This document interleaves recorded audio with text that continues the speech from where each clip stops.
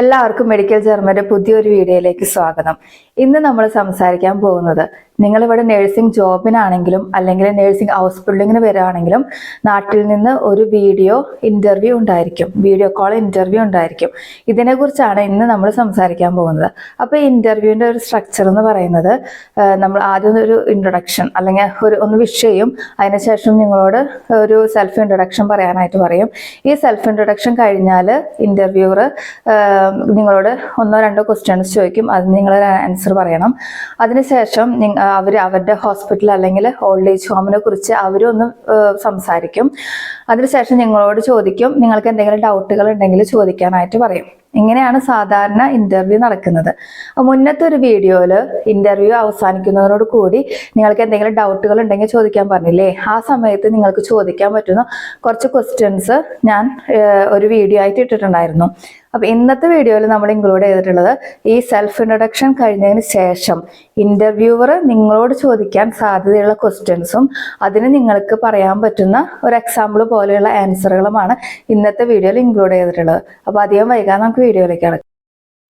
അപ്പോൾ വളരെ ചെറിയൊരു വീഡിയോ ആണ്, അതുകൊണ്ട് തന്നെ സ്കിപ്പ് ചെയ്യാതെ കാണാം. നിങ്ങൾക്ക് എന്തായാലും ഇത് ഉപകാരപ്പെടും. അപ്പോൾ ആദ്യത്തെ ക്വസ്റ്റ്യൻ എന്താണെന്ന് നമുക്ക് നോക്കാം. വറും ഹാബൻ സി സിഷ് ഫിർ ദീസെ സ്റ്റെല്ലെ ബെവോബൻ. വറും എന്ന് പറഞ്ഞ വൈന്നാണ്, എന്തുകൊണ്ട് നിങ്ങൾ ഈ ഒരു പൊസിഷന് വേണ്ടി അപ്ലൈ ചെയ്തു എന്നാണ് ഈ ക്വസ്റ്റ്യൻ്റെ മീനിങ് വരുന്നത്. അപ്പോൾ ഇങ്ങനൊരു ക്വസ്റ്റ്യൻ ചോദിച്ചാൽ നിങ്ങൾക്ക് പറയാൻ പറ്റുന്ന ഒരു ആൻസറിൻ്റെ എക്സാമ്പിളാണ് അടുത്ത് പറയാൻ പോകുന്നത്. ഈ ഹാബെ മിഹ് ഫ്യൂർ ദീസെ സ്റ്റെല്ലെ ബെവോബൻ വൈൽ. വൈൽ എന്ന് പറഞ്ഞാൽ നമുക്കൊരു റീസൺ പറയണമെങ്കിൽ നമ്മൾ യൂസ് ചെയ്യുന്ന ഒരു കണക്ടറാണ് വൈൽ.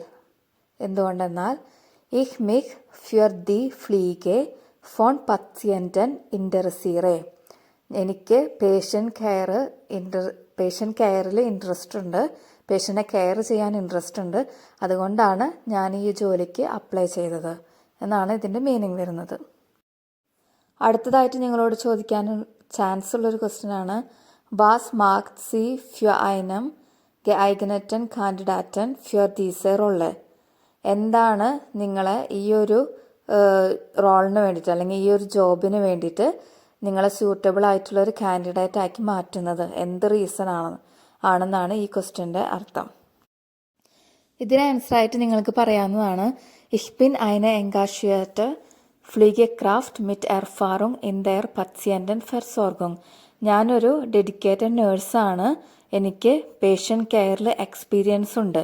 ഇനി അടുത്തതായിട്ട് ഇഹ് ബിൻ ടീം ഓറിയൻറ്റഡ്. ഞാനൊരു ടീം ഓറിയൻറ്റഡ് ആയിട്ടുള്ള ഒരു പേഴ്സണാണ്. കമ്മ്യൂണിക്കേറ്റീവ് ആണ്.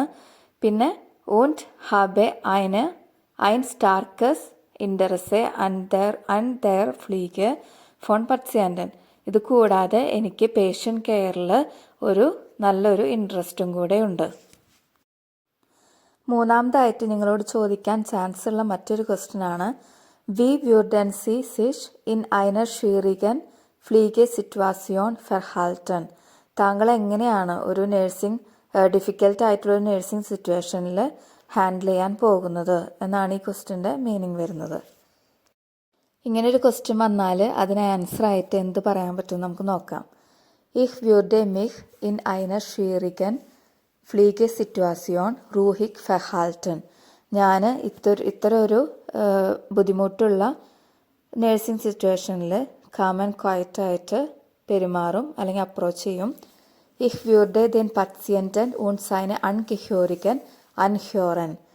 പിന്നെ ഞാൻ പേഷ്യൻറ്റിനെയും അവരുടെ റിലേറ്റീവ്സിനെയും ലിസൺ ചെയ്യും.